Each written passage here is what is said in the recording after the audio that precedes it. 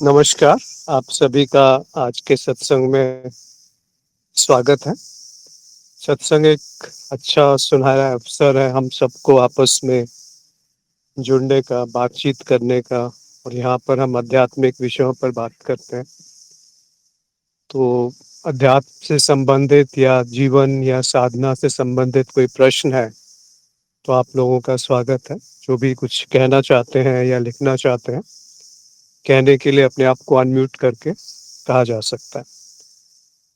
तो शुरू करने के लिए कुछ प्रश्न हैं जो पहले से आए थे, उनको मैं यहाँ पेस्ट करता हूँ।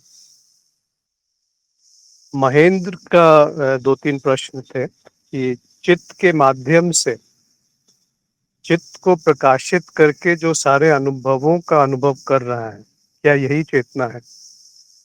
देखिए, यहाँ पे शब्दों को परिभाषित किया गया है बोधि वार्ता में और बहुत स्पष्ट रूप से किया गया है। तो अगर एक शब्द की जगह कुछ और शब्द प्रयोग में लाया जाएगा तो फिर उलझन होती है। जैसे कि चेतना जो है, उसका अर्थ होता है कि मैं साक्षी हूँ, इसको जानना चेतना है।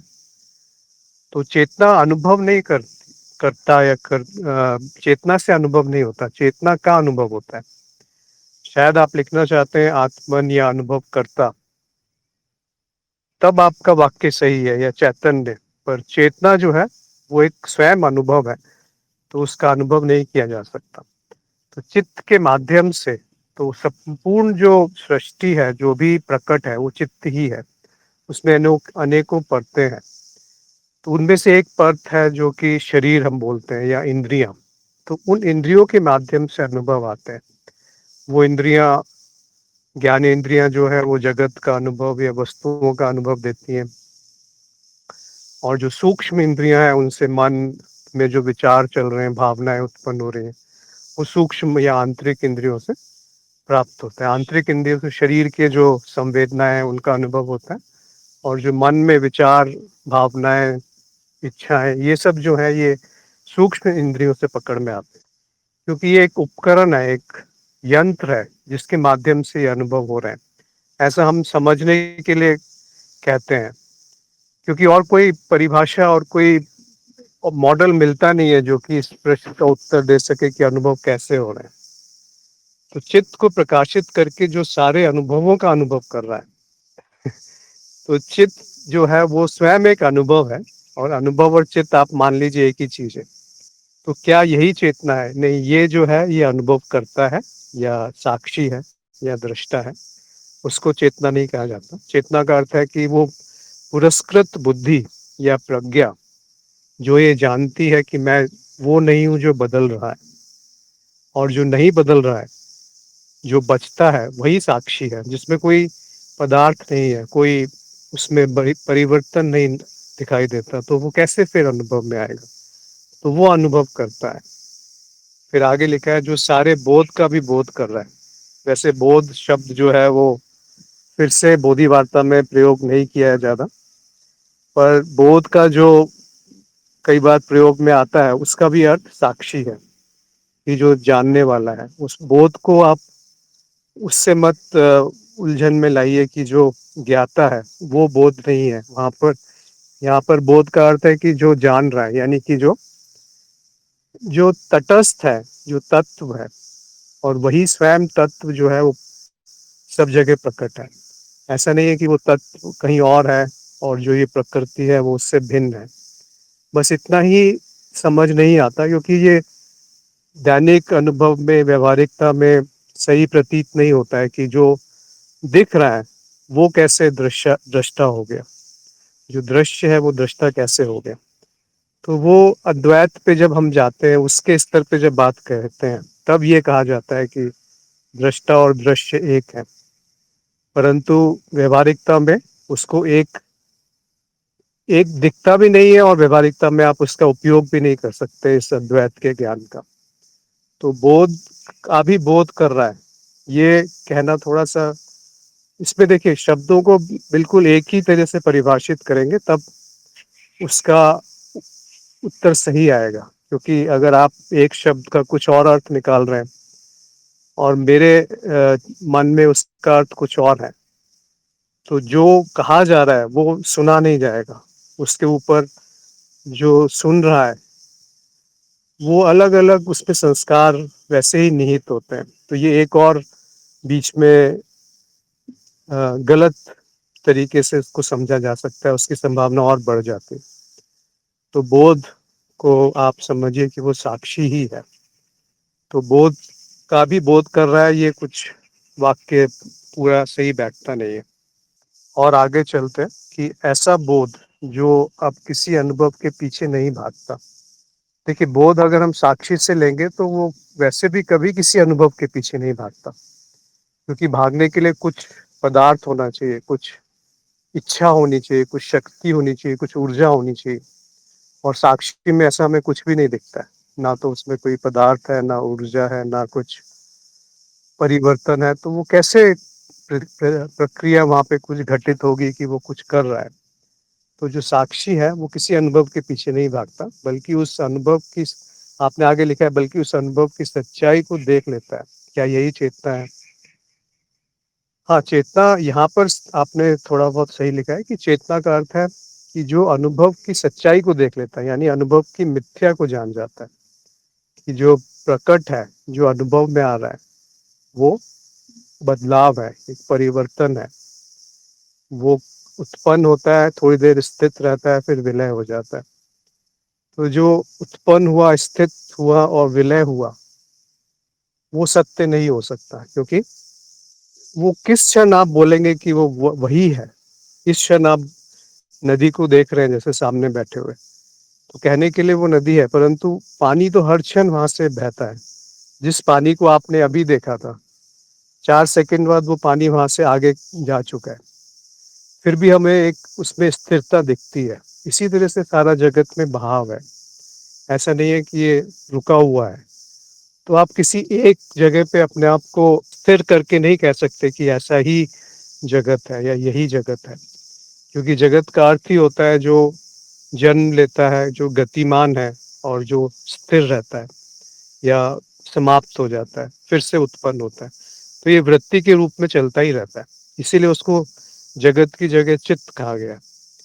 तो चित्त में सब कुछ आ जाता है। चित्त का अर्थ ही है माया, या वो वैसा नहीं है जैसा वो प्रतीत हो रहा है, इसीलिए उसको माया कहते हैं या मिथ्या कहते हैं।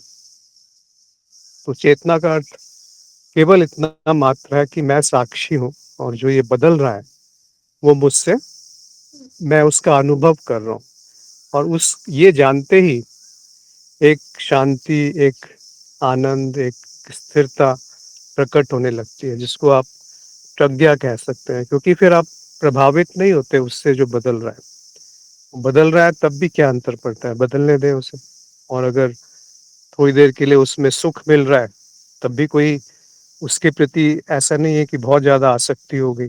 और अगर थोड़ी देर के लिए दुख उत्पन्न हुआ, तब भी उसमें कोई उससे दूर भागने की इच्छा नहीं उत्पन्न होती। तो एक तटस्थता, एक ठहराव आता है।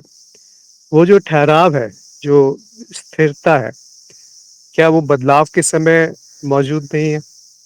जैसे एक विचार आया और बीच में थोड़ी देर अंतराल है, फिर दूसरा विचार आया, तो ये जो गैप है, क्या उस समय वो साक्षी मौजूद नहीं है जो कि उस विचार के अभाव को भी जान रहा है?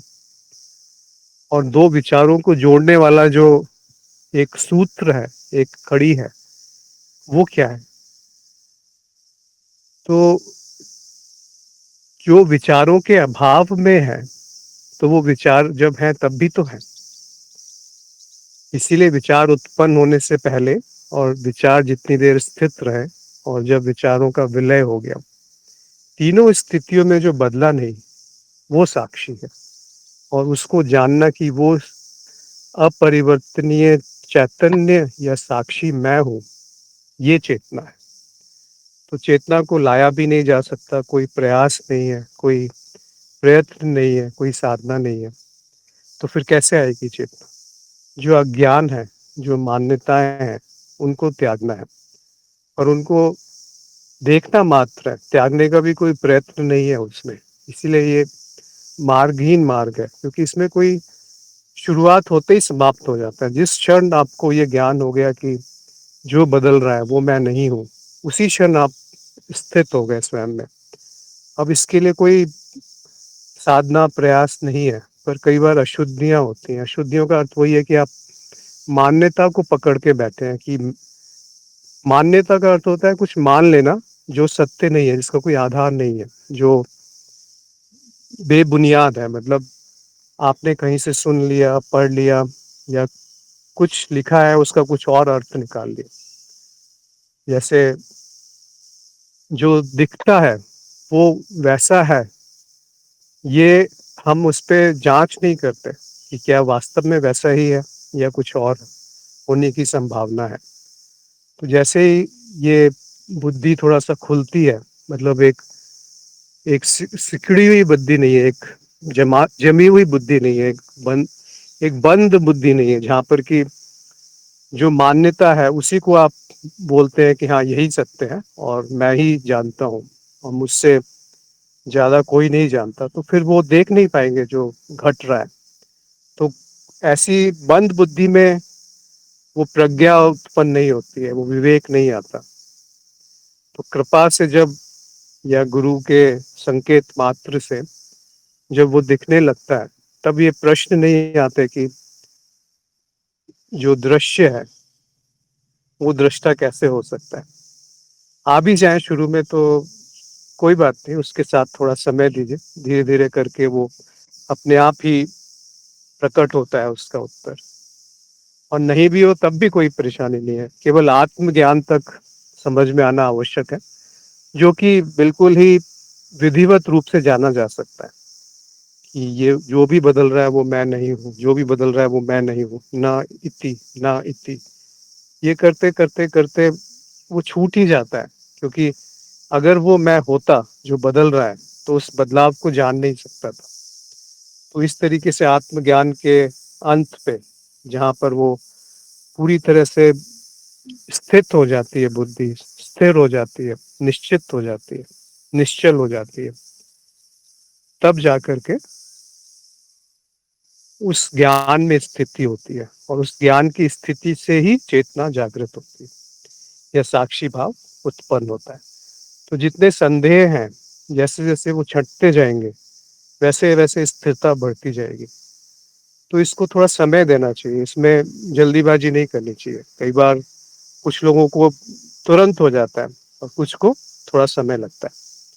पर अगर थोड़ी सी तत्परता है, मतलब थोड़ा सा उसमें जिज्ञासा है या जीवन में दुख है, तभी आप इसकी तरफ रुचि लेते हैं।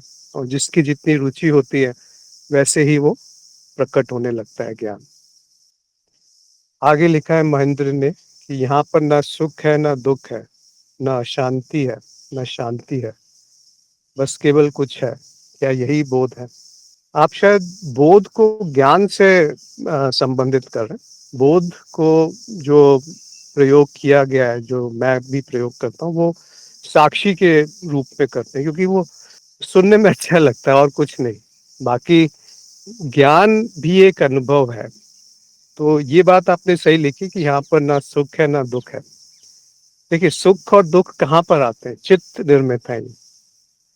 तो सुख और दुख तभी तक है जब तक अहम भाव है कि मैं जो हूँ ये शरीर हूँ, या मैं कुछ मन हूँ, मन में कुछ चलने वाली गतिविधि मैं हूँ, या इन दोनों का मिश्रण मैं हूँ। तो जैसे ही ये अहम भाव उत्पन्न होता है, तो अहम भाव के उत्पन्न होते ही बाकी की जो क्रिया है वो शुरू हो जाती है कि ये मेरा है और ये मेरा नहीं है। उसको इदम भाव कहते हैं कि ये आ गया उसमें। एक है मैं, फिर ये, तो ये जो है ये जगत हो गया और ये इच्छाएं हो गई। फिर ये और मैं आते ही कुछ ऐसी इच्छाएं उत्पन्न होंगी कि ये मेरा है, मुझे इससे सुख मिला था, इसीलिए मुझे ऐसा दोबारा करना है ताकि वही सुख दोबारा से प्राप्त हो, या जो अभी मिल रहा है वो कहीं छूटे ना। तो उसको योग क्षेम कहते हैं, किसी ने शायद पूछा था प्रश्न। तो योग का अर्थ होता है कि जो है नहीं पर वो प्राप्त करना है, उसको पाना है। और शेम का अर्थ होता है कि जो है वो कहीं छूट ना जाए, कहीं खो ना जाए, कोई उससे उससे मुझसे जुदा ना कर दे, अलग ना कर दे। तो कृष्ण कहते हैं कि अ, भगवत गीता में कि जो मुझे समर्पित है, जो मुझ में ही आश्रित है, उसका योग क्षेम वाहम व्यम, मतलब उसको मैं धारण कर लेता हूँ, उसके योग और क्षेम को।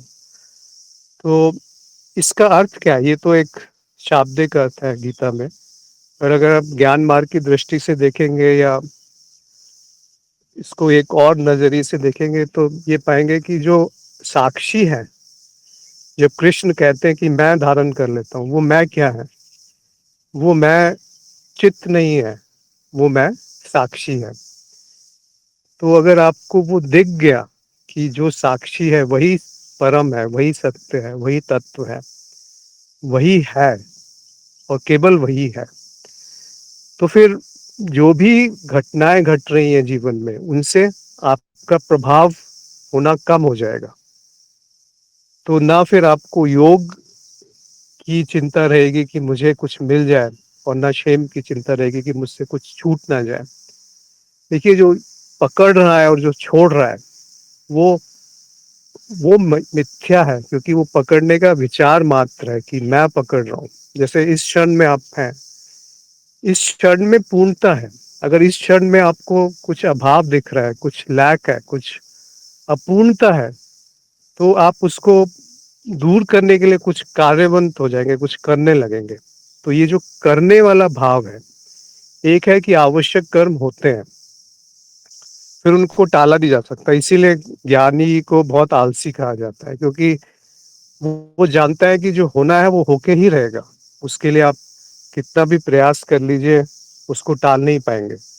और जो नहीं है और जो नहीं पाया जा सकता, उसको आप कितना भी प्रयत्न कर लीजिए, वो मिलेगा नहीं। ये तो ऊपरी सतह पे समझ रहे हैं, पर इसको गहराई में समझेंगे तो आप कुछ खो ही नहीं सकते और आप कुछ पा नहीं सकते, क्योंकि आपका कुछ है नहीं, इसीलिए खो नहीं सकते। और आप कुछ पा नहीं सकते क्योंकि आपसे कुछ अलग नहीं है, तो पाएंगे कैसे? तो आप, जब ये मैं कह रहा हूँ कि आप कुछ खो नहीं सकते और पा नहीं सकते, तो ये आप जो है वो साक्षी है। बस इतना सा ही ज्ञान है कि इस साक्षी को देखना मात्र है कि मैं साक्षी हूँ, और जो चित्त है वो भिन्न है। पहले यहीं पे मतलब एकाग्र रहना है कि ये सत्य है। बाद में आगे जाकर के आप इससे भी छोड़ सा देते हैं या छूट जाता है। तो जैसे जैसे वो दूध को आप गर्म करते हैं धीमी आंच में, तो उसमें स्वाद बढ़ता जाता है, जिसको हम बाद में रबड़ी कह देते हैं कि वो खोया या रबड़ी बन गई। तो वैसा ही है, जब ये ज्ञान धीरे धीरे पकता है, मान्यताएं छूटती हैं, तो वो और स्वादिष्ट होने लगता है। तो थोड़ा समय दीजिए, उसमें जल्दी नहीं करनी चाहिए, और निष्ठा रखनी चाहिए गुरु पे। एक एक अब कहेंगे कि ज्ञान मार्ग में क्यों कहा जा रहा है कि गुरु पे श्रद्धा होनी चाहिए? देखिए, श्रद्धा नहीं होगी तो आप हर प्रश्न उनसे, हर बात पे अविश्वास रहेगा। तो दोनों का एक संतुलन है कि अविश्वास रहे, हर बात को जांचा जाए, पर साथ में जब प्रमाण मिलने लगे, तब तब थोड़ी सी श्रद्धा इसलिए होनी चाहिए कि जो अभी उन्होंने कहा है वो प्रमाणित नहीं है मेरे लिए, पर वो इस वजह से प्रमाणित नहीं है कि उसके लिए मैंने देखा नहीं। अगर उसको आप जांचेंगे, परखेंगे अपने प्रयोग करके, तो दो संभावनाएं उत्पन्न हो सकती हैं। एक कि वो वही सिद्ध हो जाए जो कहा गया है, और दो कि वो दूसरा सिद्ध ही ना हो या कुछ और सिद्ध हो जाए। तो फिर आपको दोबारा गुरु से आके पूछना है कि भाई ये आपने तो ऐसा कहा था, लेकिन मुझे तो कुछ और प्रमाण मिला है। तब वो उसका कुछ ना कुछ उत्तर देंगे, या वो स्वयं को बदल लेंगे कि हाँ, आपकी बात सही है, मैं ही गलत था। वैसे होते हैं सदगुरु कि आ जाओ। ऐसा नहीं कि वो कुछ सिखाने का प्रयास कर रहे हैं। अच्छा, तुम आ गए, चलो अब देखते हैं। अब शास्त्र नहीं पढ़ते, अब देखते हैं।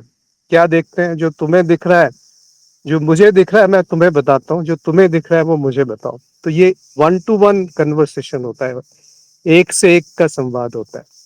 उस संवाद में ज्ञान प्रसार होता है। ऐसे भीड़ में ज्ञान प्रसार नहीं हो सकता, ना शास्त्रों को पढ़ने से होता है।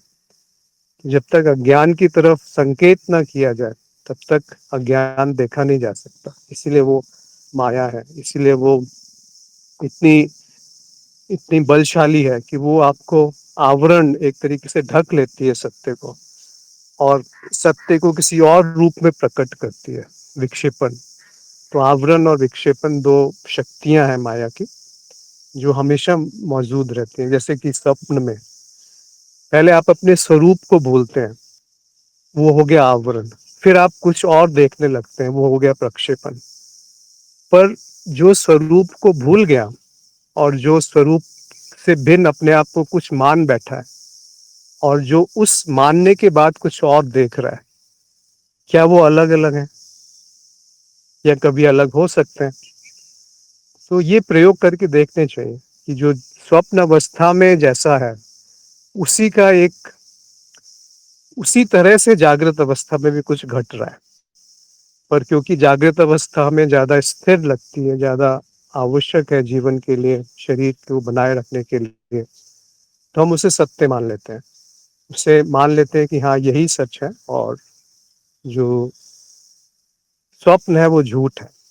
परंतु दोनों ही सत्य है या दोनों ही झूठ है, ऐसा नहीं कह सकते कि एक सत्य है और एक झूठ है, क्योंकि दोनों का अनुभव हो रहा है। दोनों में मैं अपने आप को भूल के बैठ करके कुछ और मान करके कुछ और चाहने की प्रयास कर रहा हूँ। तो जैसा भय स्वप्न में लगता है, क्या वो भय उससे भिन्न है जो जागृत अवस्था में लगता है? तो चित्त तो एक ही है।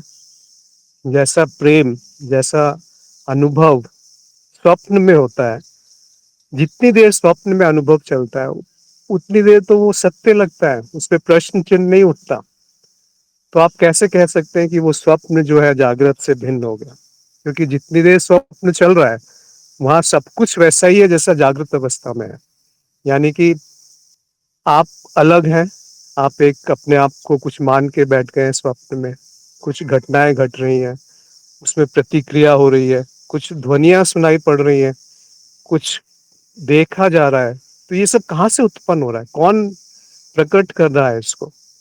तो क्या ऐसा तो नहीं हो सकता कि जागृत अवस्था में कोई और एक बड़ी सत्ता है, जिसमें एक छोटा सा चरित्र, जिसको मैं अश्विन कहता हूँ या कोई और किसी और नाम से बुला रहा है? कहीं ऐसा तो नहीं है? तो इस पे थोड़ा विचार करना चाहिए कि ये जो जागृत अवस्था है, कहीं ये एक बड़े बड़े पैमाने पे एक स्वप्न तो नहीं चल रहा है, और वो जो स्वप्न देखने वाला है और जो ये स्वप्न चरित्र है, वो एक ही है।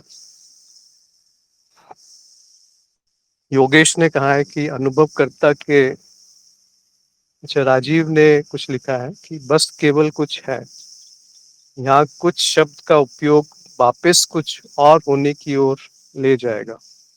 बस केवल मैं हूँ, बस केवल हूँ, फिर हूँ, इसे ऐसा जाने।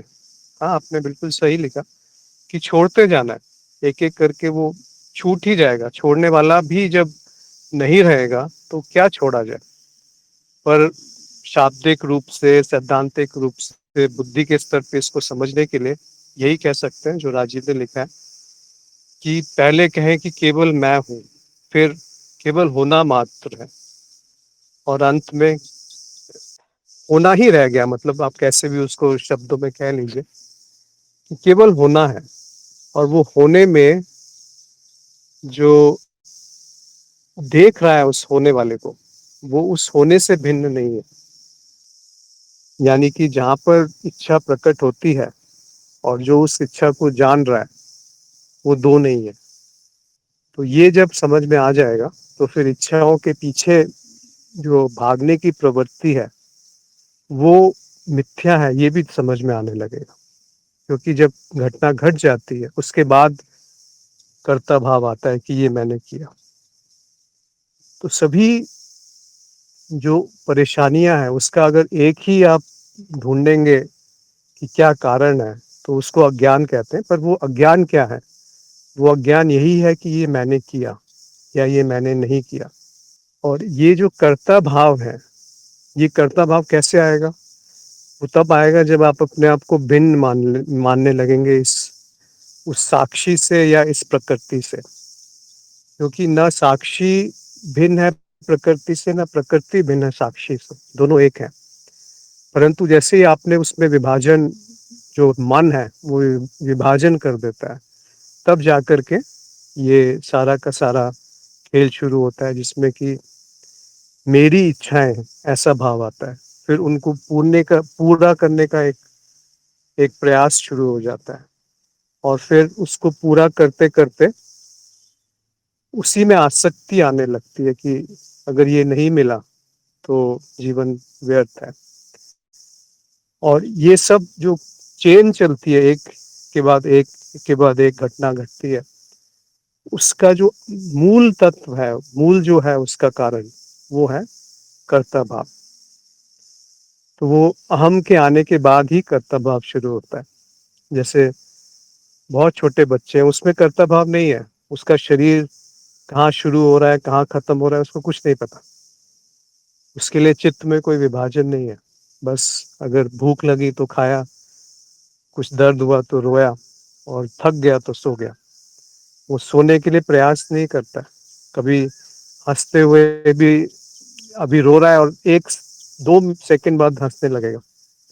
अभी बात कर रहा है, बात करते करते सो जाएगा। कई बार वो बच्चे को खाना खिलाते खिलाते, माँ खिला रही है, वो सो गया। तो कितनी विचित्र सी स्थिति है, कितनी सुंदर सी स्थिति है, वो प्रकृति से एक है। तो वो हमारी प्राकृतिक स्थिति नहीं है क्या, जो जैसे हम पैदा हुए थे, बिल्कुल शुद्ध, अबोध, प्रेममय और प्रकृति से एक। पर उसमें अबोधता है, उसमें ये जानकारी भी नहीं है कि मैं ही ब्रह्मन हूँ या मैं ही साक्षी हूँ।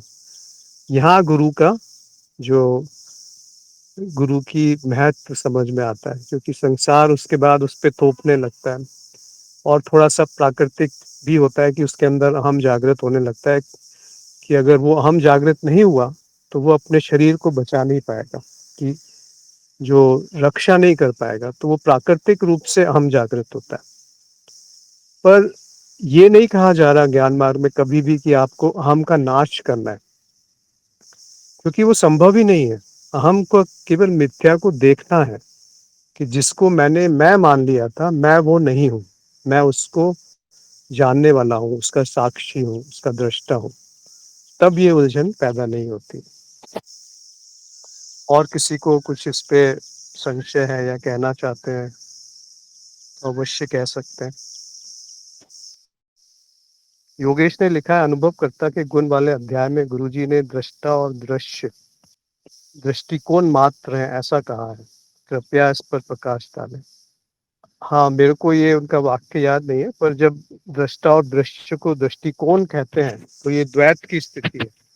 देखिए, द्वैत में ही दृष्टा और दृश्य है, और अगर अद्वैत पे आप पहुंच गए या ब्रह्म ज्ञान हो गया, तो आप देखेंगे कि दृष्टा और दृश्य भी एक तरह से विभाजन है उसमें, जिसमें कोई विभाजन संभव ही नहीं है। इस इस तरह से आप जब जानते हैं, तब उसको दृष्टिकोण मात्र है ऐसा कह सकते हैं। जैसे बार बार वही उदाहरण मुझे आता है कि सागर में जो गहराई है वो दृष्टा है, और जो लहरें हैं वो दृश्य है। तो वो दोनों ही पानी है, तो अद्वैत है, दोनों ही पानी है। पानी के बिना ना सागर की गहराई है जो बदल नहीं रही है, और ना लहरें हैं जो बदल रही हैं। तो जो पानी है वो तत्व है। उस तत्व में जो को जान गया, तो फिर ये भेद जो है वो अभेद हो जाएगा, अभिन्नता आ जाएगी, कि जो दो हैं वो प्रतीति हैं। जैसे फिर से स्वप्न में ही उदाहरण बार बार आता है कि जो भेद स्वप्न में है वो प्रतीति है। जैसे आप खड़े हैं और आपके 10 छवि आप दर्पण में देख सकते हैं, अगर 10 दर्पण लगे हुए हैं, और अगर आमने सामने दर्पण लगा है तो दो ही छवि जो है वो अनंत दिखने लगती है। और ऐसे ही एक चांद एक है, पर उसकी जो छवि है वो कटोरी में भी पूरी छवि दिखेगी, ऐसा नहीं कि आधी छवि दिख रही है। और नदी में भी दिखेगा, तालाब में भी दिखेगा। तो और अगर वो कटोरी का पानी हिल रहा है तो वो छवि थोड़ी सी बदल जाती है, मतलब पूरी तरह से आप चांद को नहीं देख पाएंगे। तो क्या इसका अर्थ है? इसका अर्थ यही है कि जो छवि है वो चांद से भिन्न नहीं है, क्योंकि चांद है तभी तो छवि है, और एक बीच में यंत्र है जो पानी है तभी छवि है। वैसे ही आप हैं और आईना है और छवि है। ऐसे ही जो अस्तित्व है उसमें दृष्टा है और एक दृश्य है। तो ये जो भेद है केवल एक प्रतीति मात्र है, एक मिथ्या मात्र है। इसीलिए इसको बुद्धि से समझ नहीं सकते तो अद्वैत कह देते हैं कि दो नहीं है। जब दो नहीं है तो जैसे ही दो आए तो वो एक दृष्टिकोण ही हो गया, एक तरह से जो सत्य नहीं रहा, अर्ध सत्य हो गया। दृष्टा दृश्य का भेद जो है वो आधा सच है आधा झूठ है, इसीलिए उसको दृष्टिकोण कह देते हैं कि ये दिख रहा है कि दो है, वास्तव में दो नहीं है। सीकर ने एक प्रश्न पूछा था कि अनुभव करता तो खुद ही तत्व है, तो वो अस्तित्व का तत्व कैसे हुआ? फिर ये वही प्रश्न है जो योगेश ने कहा है कि अनुभवकर्ता को जब हम तत्व कहते हैं ये सापेक्षिक रूप से कह रहे हैं, एक दृष्टिकोण है, ये पूर्ण सत्य नहीं है। अनुभवकर्ता को तत्व तब कहा जाता है कि अस्तित्व को दो में विभाजित किया चित्त ने पहले, कि एक साक्षी और एक जो जाना जा रहा है, साक्ष्य या दृष्टा और दृश्य, अनुभवकर्ता और अनुभव, शिव और शक्ति। तो जब ये हमने भेद किया, जब ये चित्त ने भेद किया, तब जाकर के उसको और जांचते हैं कि भाई इसमें से जो बदल रहा है वो तो तुम नहीं हो सकते ना, क्योंकि बदलने का अर्थ है कि वो कभी होता है कभी नहीं होता है, उसको बदलना कहते हैं। तो जो कभी है कभी नहीं है, उन दोनों के बीच में जो कड़ी है, जो सूत्र है, वो तो हमेशा होना चाहिए, नहीं तो दो बदलाव के बीच में कैसे कड़ी बनेगी? जैसे आपको कई साल पहले का जो अनुभव है अभी याद नहीं है, पर आप तो थे उस समय, और कभी किसी वजह से वो याद भी आ सकता है, तो वो है, पर उसकी जो कड़ी है वो अलग है उससे, तो इसीलिए उसको साक्षी कह देते हैं। पर वो एक सापेक्षिक है, वो भी ऐसा नहीं है कि वो पूर्ण सत्य है। सापेक्षिकता में भेद है कि एक दृष्टा अलग है, दृश्य अलग। तो अनुभवकर्ता को जब तत्व कहा जाता है तो वो भी सापेक्षिक रूप से कहा जाता है, रिलेटिवली कहा जाता है, क्योंकि अनुभव है और अनुभव करता है, ये तो दिख ही रहा है। इसीलिए ये भेद को हम सापेक्षिक रूप से कह देते हैं कि अगर अस्तित्व में दो ही है, अनुभव और अनुभव को जानने वाला, तो जो बदल नहीं रहा है वो तत्व हो गया। और वो कहना गलत भी नहीं है, क्योंकि अनुभव करता ही तत्व हो गया अस्तित्व का। पर अस्तित्व खुद भी तत्व है, क्योंकि अस्तित्व का अर्थ है जो कुछ भी है वो अस्तित्व है। तो अस्तित्व स्वयं जब तत्व है तो अनुभव करता कैसे तत्व हो गया? तो इसको, इस विरोधाभास को तोड़ने के लिए कह देते हैं कि जो आत्मन है वही ब्रह्मन है, जो अनुभव करता है वही स्वयं अस्तित्व है। अब ये बुद्धि के परे है कि वहां पर दोनों है और दोनों का विलय है, तो इसमें बुद्धि का समर्पण आवश्यक है, नहीं तो इसी तरह के प्रश्नों से जूझते रहेंगे कि किसी और ने कुछ और कहा, किसी और ने कुछ और कहा, तो उसमें बहुत सारा ही उलझन और विरोधाभास कई बार उत्पन्न हो जाते हैं। फिर सीकर का अगला प्रश्न था कि ब्रह्म ज्ञान का मतलब तो यह है कि सब कुछ ब्रह्मन है और वो मैं ही हूँ। कुछ सही वाक्य है, इसमें कोई आपकी मतलब बिल्कुल सही है, सहमत हूँ मैं इससे, कि ब्रह्म ज्ञान का अर्थ होता है कि सब कुछ ब्रह्मन है और वो मैं ही हूँ।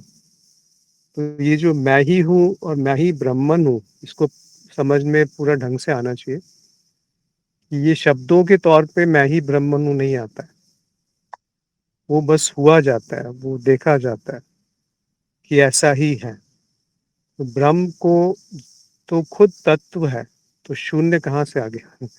हाँ, यहाँ पर आपको उलझन थी कि जो तत्व है उसको शून्य क्यों कहा गया, इस पे आपत्ति भी थी आपको कि शून्य तो बुद्ध ने कहा है, ये वेदांत का शब्द नहीं है। तो तत्व को शून्य कहना ठीक नहीं है। तो ये शब्दों में फंसने वाला एक, मुझे लगता है कि वो शब्दों में फंस जाते हैं जब हम कहते हैं कि तत्व अलग है, शून्य अलग है। पर जो है उसको ना तत्व कह सकते हैं ना शून्य कह सकते, वो दोनों से परे है। तो या तत्व कह लीजिए या शून्य कह लीजिए या अस्तित्व कह लीजिए या ब्रह्मन कह लीजिए या आत्मन कह लीजिए, ये एक ही शब्द है। या ज्ञेय कह लीजिए या द्वैत कह लीजिए, ये अलग अलग नहीं है। समाधि कह लीजिए, अनुभव क्रिया कह लीजिए, क्या ये अलग अलग है? और ये सारे के सारे शब्द अपूर्ण है उसको बताने के लिए जो पूर्ण है। तो जो पूर्ण है वो देखना पड़ता है, वो बौद्धिक रूप से समझना नहीं है उसको। ये पहला कदम है कि आप उसको सैद्धांतिक रूप से संकेत से देखते हैं। पर जब वो दिखता है तब वो सारे संकेत जो हैं वो छूट जाते हैं। वो कृपा से ही संभव है, और कोई कोई और तरीका है ही नहीं यहाँ पर। आत्मज्ञान तक तो गुरु हाथ पकड़ के दिखा सकते हैं, पर आत्मज्ञान के बाद जो ब्रह्म ज्ञान होता है वो मुझे नहीं लगता कि वहाँ पे गुरु भी कुछ नहीं कर सकते। वो दिखना है तो दिखना है, नहीं दिखेगा तो नहीं दिखेगा। गुरु उसको अनेकों शब्दों में अलग अलग तरीके से बता मात्र सकता है, पर वो जब क्लिक करता है, जब वो प्रकट होता है कि ऐसा है, फिर सारे शब्द खो जाते हैं। फिर चाहे बुद्ध ने कहा हो या कृष्ण ने कहा हो या आदि शंकर ने कहा हो, वो एक ही बात समझ में आ जाती है कि उसमें कहा क्या जा रहा है, तत्व क्या है। फिर ये प्रश्न नहीं आते कि मैंने अगर बुद्ध के नाम भी ले लिया, उनकी तस्वीर भी लगा दी, तो मैं वेदांत का विरोधी हो गया। आपके ऐसे ही कुछ शब्द थे यूट्यूब के कमेंट्स में कि आप वेदांत की बात करते हैं और बौद्ध को बौद्ध को बढ़ावा दे रहे हैं जिन्होंने वेदांत को नकारा था। तो ये तो बहुत एक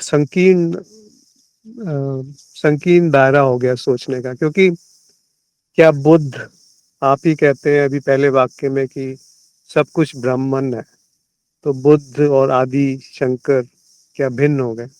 या उन्होंने कभी कुछ भी अलग कहा?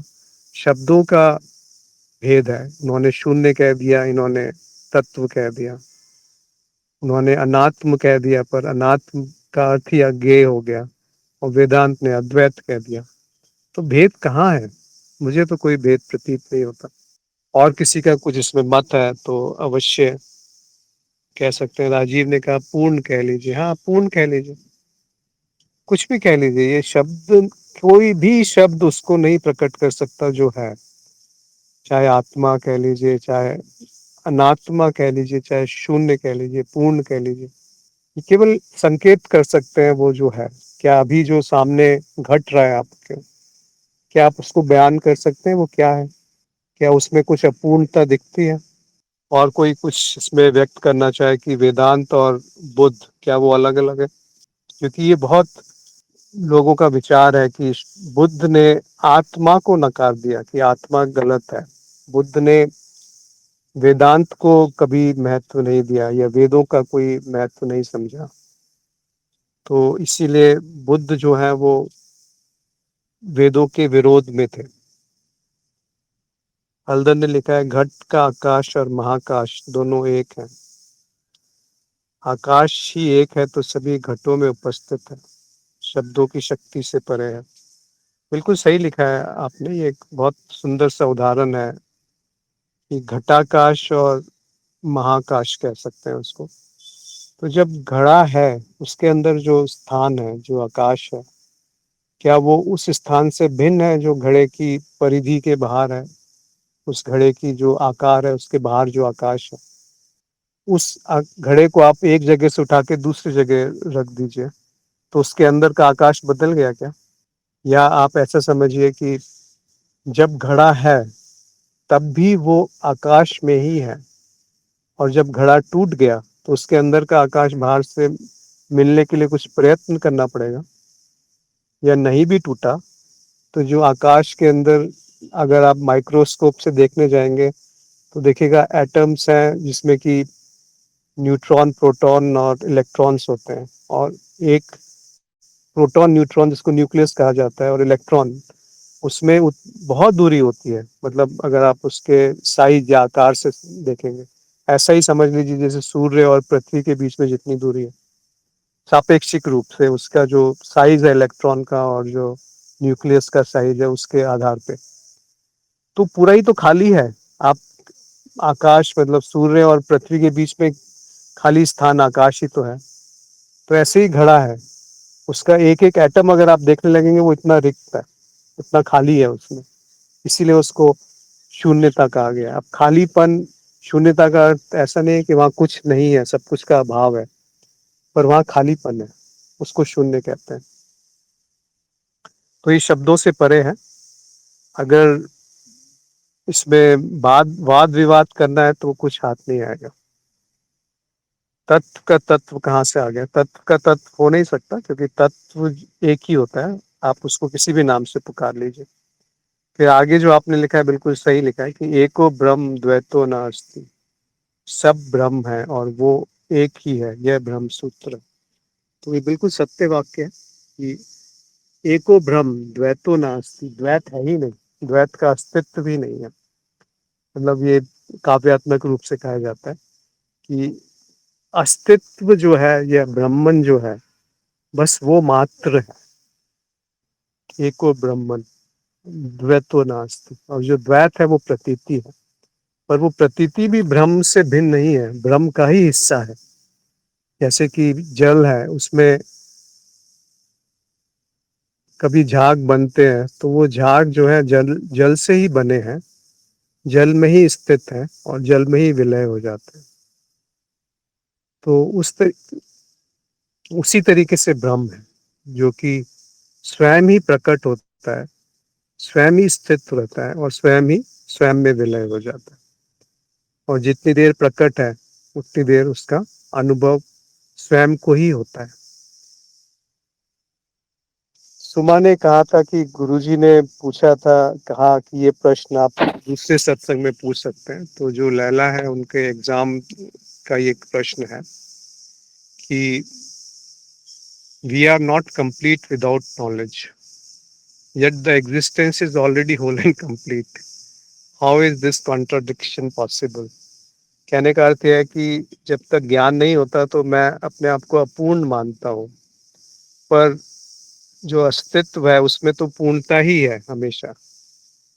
तो ये विरोधात्मक कैसे हो गया कि ज्ञान होने के बाद वो पूर्णता दिखी और ज्ञान होने से पहले वो अपूर्ण है?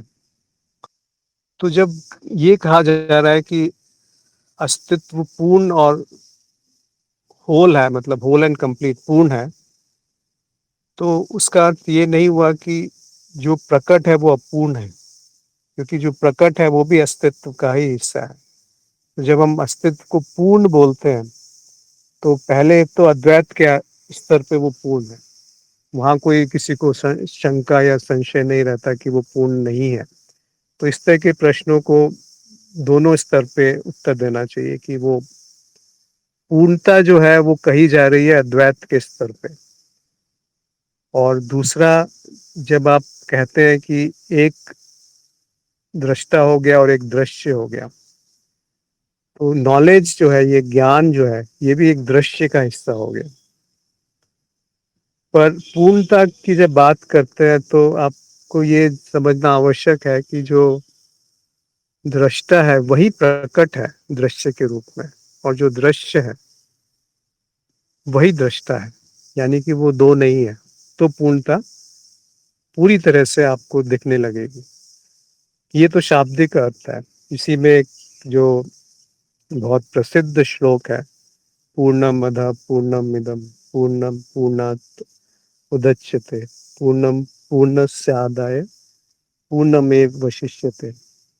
मतलब पूर्ण से ही पूर्ण निकाला जाता है, और पूर्ण से पूर्ण निकालने के बाद जो बचता है वो भी पूर्ण है। दोबारा से मैं कहता हूँ कि जो पूर्ण है उसी से पूर्ण निकला है, और पूर्ण से पूर्ण को जब निकाल दिया तो जो बच गया वो भी पूर्ण है। तो ये कहना और ये समझना और ये मान लेना कि ऐसा ही है, इसमें बहुत भेद है। यानी कि शास्त्रों में ऐसा लिखा है इसीलिए ये सत्य है, ये बात सही नहीं रहेगी। गुरु ने कह दिया इसीलिए ये सच है, ये भी बात सही नहीं रहेगी। क्या आपने देख ली उस पूर्णता को? नहीं देखा तो उसे देखें। कैसे देखेंगे? कि इस श्लोक का अर्थ प्रेम से लगा लीजिए कि प्रेम, अगर आपको किसी से प्रेम है तो आपने उसको थोड़ा ज्यादा प्रेम कर दिया, तो आपका प्रेम कम हो गया क्या? मतलब प्रेम से प्रेम निकला है लेकिन प्रेम कम नहीं हुआ। और प्रेम से ही प्रेम निकल सकता है और किसी से प्रेम नहीं निकल सकता। तो वो प्रेम कम तो नहीं हुआ। वैसे ही आनंद है, अगर आप आनंद की स्थिति में आपने किसी को आनंद और दे दिया तो आपका आनंद कम हुआ क्या? तो आनंद से आनंद निकला लेकिन आनंद कम नहीं हुआ। ऐसे ही शांति है, अगर आप शांत बैठे हैं, उस शांति में और थोड़ी शांति जोड़ दें तो शांति बढ़ गई क्या? या उस शांति से थोड़ी शांति आपने किसी और को शांत कर दिया, उसको बताया और उसके मन में शांति हुई, तो आपकी शांति कम हुई क्या? आपकी शांति तो और बढ़ गई, क्योंकि आपने एक अच्छे भाव से किसी और को कुछ प्रकट किया। ऐसे ही ध्यान है, ज्ञान है, आपने किसी और को ज्ञान दे दिया तो आपका ज्ञान कम हो गया कि बढ़ गया? ऐसे ही ध्यान है, अगर इस ध्यान में से आपने सब कुछ हटा दिया, जो ध्यान करने वाला है वो हटा दिया, तो क्या ध्यान कम हो गया? तो बढ़ गया। तो ध्यान में से ही ध्यान करने वाला निकला और वो देखा जिस पे ध्यान किया जा रहा है, तो उसमें से कुछ भी हटा दो तो ध्यान पूर्ण का पूर्ण रहता है। इसको ऐसे आप देखेंगे तो समझ में आएगा कि पूर्णमदः पूर्णमिदं पूर्णात् पूर्णमुदच्यते पूर्णस्य पूर्णम आदाय पूर्णमेवशिष्यते। तो इस पे मनन कीजिए, इस पे बहुत सुंदर सा श्लोक है। राजीव ने कहा कि तत्व ब्रह्म है, बुद्ध ने ऐसा कहा, वेदों ने वैसा कहा, कह के जो संकेत दिया वो जरूरी है, कैसे कहा वह नहीं। प्रश्न यह है कि जानना क्यों है, इस पर मनन करें। सीकर जी में विभाजन का बोध शक्तिशाली है। नहीं, खाली सीकर ही नहीं, बहुत सारे ऐसे लोग हैं, जो व्यक्ति हैं, जो अपने को द्वैत में रख करके उस अद्वैत को जानना चाहते हैं। तो और बहुत सारे जो कहते हैं, बहुत ठोस धारणाएं बना लेते हैं कि आदि ने जो कहा है, शंकर ने जो कहा है वही सत्य है, जो वेदों में लिखा है वही सत्य है, और जो उसके विरोध में बोलेगा वो असत्य है। अभी मैं एक नेटफ्लिक्स में वो देख रहा था सीरीज, नियर डेथ एक्सपीरियंस और री इनकारनेशन के ऊपर थी। तो उसमें वो बोलता है कि कोई व्यक्ति था, वो बहुत व्यवस्थित रहते हैं, उनकी हमें सराहना भी करनी चाहिए कि कितनी व्यवस्थित रूप से वो सब कुछ जांच करते हैं। तो उसको इतने इतने प्रमाण मिल गए कि ये जो बच्चा है वो उन घटनाओं के बता रहा है कि मैं पिछले जन्म में वो था और मैंने ये किया वो किया। और वो पूरी 20 साल से एक यूनिवर्सिटी में रिसर्च कर रहे हैं कई प्रोफेसर इस पे। तो वो बिल्कुल वैज्ञानिक रूप से रिसर्च करते हैं उस पे। वो बच्चे से मिलेंगे, फिर उसके शब्दों को सब रिकॉर्ड करते जाएंगे, क्या क्या बोल रहा है। फिर वहां जाएंगे उसको देखने के लिए कि जो उसने बोला है वो सही है कि नहीं है। फिर उसने 5 बच्चे से मिलने दोबारा गया, वहां जांच करके कि जो उसने बोला है। तो उसने पार्क की 2 फोटो दिखाई कि ये एक पार्क है और वो पार्क वो था जो उसके घर के सामने था। फिर एक उसकी पत्नी की, पूर्व जन्म की पत्नी की फोटो थी, और एक किसी और स्त्री की फोटो थी, और एक उसके दोस्त की फोटो थी, एक किसी और की फोटो थी, एक उसकी खुद की पूर्व जन्म की फोटो थी, एक किसी और की फोटो थी। तो ये 5-6 चीजें उसने उस बच्चे के सामने एक एक करके रखी कि इसमें से किसको तुम ज्यादा पहचानते हो। वो 4-5 साल का बच्चा है। तो उसने एक पे हाथ रख दिया और वो वही पार्क था जो वास्तविक पार्क था। फिर उसने बोला इसमें से तुम जानते हो कौन है? तो उसने अपनी तस्वीर पे हाथ रखा।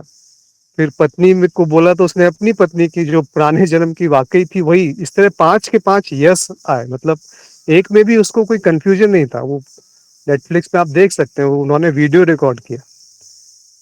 तो इस तरीके से उन्होंने बहुत केसेस जो है वो उस पे रिसर्च करी है, अनुसंधान किया है। पर मैं ये कह रहा था कि जो उसके पिता थे, वो बोलते हैं हाँ हाँ मुझे विश्वास है कि ये बात जो है बच्चा झूठ नहीं कह रहा, लेकिन मैं अपने बाइबल के सिद्धांत को नहीं छोड़ूंगा कि जिसमें लिखा है कि जन्म जो है पुनर्जन्म नहीं होता, वो मैं नहीं छोड़ सकता, वो ही सत्य है। अब क्या किया जाए, कैसे आप अर्थ का क्या अर्थ निकाल करके उस पे कैसे कट्टरवादिता आ जाती है कि जो मैंने बचपन में जाना है, जो मुझे धर्म ने सिखाया है, जो मेरे गुरु ने बोला है, बस वही सत्य है, या जो मेरे शिक्षक, समाज, या मेरे धर्म ग्रंथों में लिखा है वही सत्य है। कैसे आप इसको नकारेंगे? क्यों इतनी कट्टरवादिता आनी चाहिए? धर्म के नाम पे जितने दंगे होते हैं, जितनी आपस में मारकाट होती है, क्या वो आपको दिखता नहीं है कि उसमें कुछ ना कुछ गलत उसका अर्थ का अनर्थ हो रखा है? लक्ष्मी ने कहा है कि विचारों को क्रमबद्ध रूप से देखना चेतना में आना है। हाँ, आप कह सकते हैं, परंतु आप ये देखिए, लक्ष्मी से मेरा मतलब पूछूंगा कि जब आप विचारों को क्रमबद्ध रूप से क्यों देखना चाहते हैं? जो विचारों को देख रहा है, वहां पे आप अगर जाएंगे तो चेतना में आ जाएंगे, क्योंकि जो विचारों को देख रहा है वो विचारों से भिन्न है। तो अब वो चाहे क्रमबद्ध रूप से देखे या किसी क्रम के बिना भी विचारों को देखे, तब भी वो वैसा ही रहेगा। इसीलिए इस पे कोई प्रयास नहीं करना है, बस अज्ञान का नाश करना है कि जो मैंने अपने आप को माना हुआ है, क्या उसमें कुछ झूठ तो नहीं है, उसमें कुछ गलत तो नहीं है, कहीं वो कोई एक ऐसी अवधारणा तो नहीं है जो निरर्थक है, बेकार है, जिसको मैंने स्थापित नहीं किया है, जिसको सिद्ध नहीं किया। तो विचारों को देखने का अर्थ होता है कि आप विचारों को विचारों की तरह से देखिए, और जो ये बोल रहा है कि मैं विचारों को देख रहा हूँ, वो भी एक विचार है, और चेतना भी एक अनुभव है। मतलब साक्षी इसको देख रहा है कि ये विचार आ रहा है, जिसमें कि ये कहा जा रहा है कि मैं साक्षी हूँ। वो ये अब चेतना है। ये जब विचार आ रहा है, ये भी एक विचार के रूप में ही तो आ रहा है, पर जब चेतना होती है या जब साक्षी भाव होता है, तो उसमें डूब जाना है, उसके रस में रसपान करना है। तो उसकी जो स्मरण आएगा, वो कभी और दोबारा से जब स्मरण मात्र से वो पुनः जागृत हो जाएगा। यानी कि जब चेतना आती है उसके बाद ये पता चलता है कि चेतना आ गई है, उसको लाया नहीं जा सकता। केवल अपनी मान्यताओं को नष्ट किया जा सकता है, अपनी अवधारणाओं को नष्ट किया जा सकता है। ये जो मान्यता थी कि मैं शरीर हूँ, ये थोड़ा सा जांचने के बाद पता चलती है कि मैं शरीर नहीं हूँ, तो आप फैल गए, विस्तारित हो गए। ऐसे ही आप और गहराई में उतरेंगे कि मैं मन नहीं हूँ, तो आप और फैल गए। फिर आप विचारों को बोलेंगे कि ये भी विचार है, और यहाँ तक कि ये भी एक विचार है कि मैं साक्षी हूँ। तब आप क्या करेंगे? तो ये जो विचार है वही तो विभाजन कर रहा है। अगर वो विचार ना हो तो विभाजन कहाँ है? एक बच्चा जिसने कोई भाषा नहीं सीखी है, उसमें क्या विभाजन है? एक पशु जो इस तरह से शाब्दिक बुद्धि में नहीं फंसा है, उसमें क्या विभाजन है? क्या वो प्रकृति से एक नहीं है? एक पेड़ जो बोल नहीं सकता, तो उसमें क्या विभाजन है? जब सूरज की रोशनी होती है, पानी है, हवा है, बढ़ता है, नहीं है, सूख जाता है। तो जो सब विभाजन है वो विचारों का ही तो विभाजन है। तो उसमें एक और मान्यता मत जोड़ लीजिए कि मुझे कुछ प्रयत्न करके इस विभाजन को दूर करना है। वो नहीं होगा, क्योंकि ये मनुष्य में बुद्धि बहुत पुरस्कृत है, बहुत सुंदर है बुद्धि। वो प्रकट हो सकती है प्रज्ञा के रूप में, और जब वो प्रज्ञा के रूप में प्रकट होती है, तब वो दिख जाता है कि सारा विभाजन मिथ्या है। तो विचारों को बदलने का प्रयास भी एक तरीके से निरर्थक है। क्योंकि विचार आपसे पूछ के नहीं आते और आपसे पूछे बिना जाते नहीं है कि आपसे परमिशन लेकर के जा रहे हैं, चले जाते हैं बस। आप ये नहीं कह सकते कि 5 मिनट बाद आपके मन में क्या विचार आएगा। आपको ये याद नहीं कि 5 साल पहले एक दिन, उस दिन आपको कितने विचार आए थे। और आज ही अगर आप देखेंगे, अभी से लेकर के 1 घंटे में आपको सैकड़ों विचार आ जाएंगे। और आज दिन भर में आपको कितने अनंत विचार आएंगे। तो क्या महत्व रह गया इन विचारों का। तो जैसे ही ये समझ में आता है कि विचारों को आने दो, जाने दो, मैं विचार नहीं हूँ। ना विचारों को रोकना है, ना उनको दूर भगाना है, ना अच्छे विचारों को पकड़ना है, ना बुरे विचारों से भागना है। तो फिर जो शांति, जो प्रेम, जो कोमलता, जो निर्मलता, जो शुद्धता, जो पूर्णता उत्पन्न होगी, वो है पूर्ण अस्तित्व। ऐसा नहीं है कि विचार पूर्णता से भिन्न है, विचार भी पूर्ण है। कौन सा विचार अपूर्ण है? पद्मजा ने लिखा है, चेतना नहीं है, इसका ज्ञान होने पर भी चेतना है। ये थोड़ा सा गूढ़ हो गया। चेतना नहीं है, इसका ज्ञान होने पर भी चेतना है। हाँ, बिल्कुल सही कहा आपने कि चेतना नहीं है। ये जैसे ही ध्यान में आता है या ज्ञान में आता है कि चेतना नहीं है, तो उस क्षण चेतना है। जिस क्षण चेतना नहीं होती, उस समय ये भी पता नहीं चलता कि चेतना नहीं है। और चेतना आने के बाद ये ख्याल आता है कि चेतना नहीं थी या चेतना है। तो बड़ा अलग सा है ये। कुछ ऐसा मत समझ लेना कि कोई साधना है, कोई प्रयत्न है, कोई प्रयास है। जब आनी है वो आ जाएगी, उसके पीछे भी नहीं भागना कि चेतना बनी क्यों नहीं रह रही 24 घंटे, या वो तो इतना प्रगति कर गए हैं, उनकी तो चेतना ऐसे लगता है कि हमेशा बनी रहती है। आप कैसे जानते हैं कि उनकी चेतना बनी रहती है?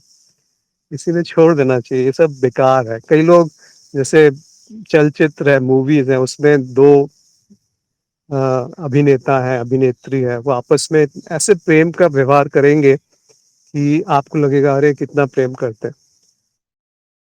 और जैसे वो शॉट खत्म हुआ, उसके बाद हो सकता है एक दूसरे से बात भी नहीं करें, इतना आपस में उनका वो है, जो मतलब दोस्ती नहीं है।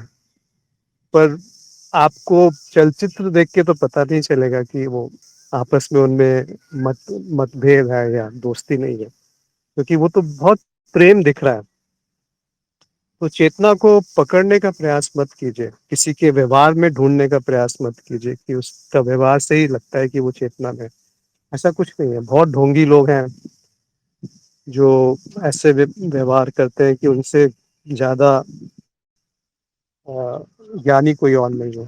परंतु जो ज्ञानी है वो किसी की चिंता नहीं करता कि कौन क्या सोच रहा है। सब तरह के होते हैं। ज्ञानी को आप किसी बंधन में बांध नहीं सकते कि कैसे वो व्यवहार होना चाहिए उनका।